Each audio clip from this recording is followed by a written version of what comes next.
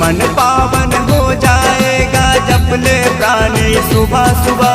तन मन पावन हो जाएगा जप ले प्राण सुबह सुबह। बोलो ओम सूर्य देवाय नमः, बोलो ओम सूर्य देवाय नमः।